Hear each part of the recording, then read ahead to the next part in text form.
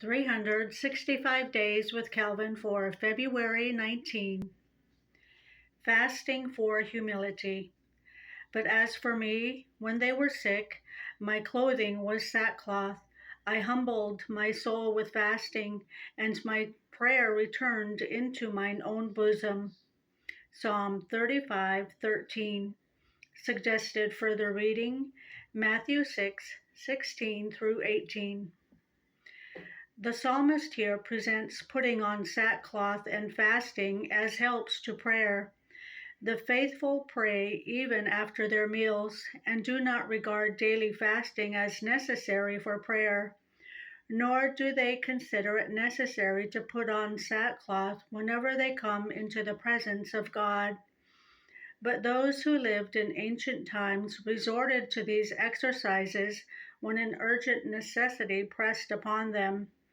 In a time of public calamity or danger, believers put on sackcloth and fasted, believing that by so humbling themselves before God and acknowledging their guilt, they might appease his wrath.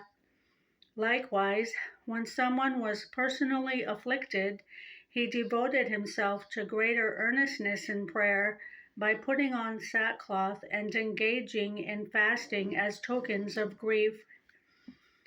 When David put on sackcloth, it was to show that he had taken upon himself the sins of his enemies and begged for God's mercy for them while they were exerting all their power to destroy him.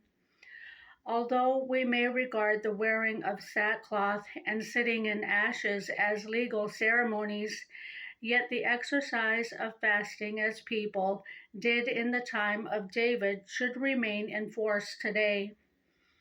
When God calls us to repentance by showing us signs of his displeasure, let us bear in mind that we ought not only to pray to him in an ordinary manner, but also to use such means as are fitting to promote our humility. For meditation, though the outward observance of fasting has been a source of pride for some, it is intended to promote humility.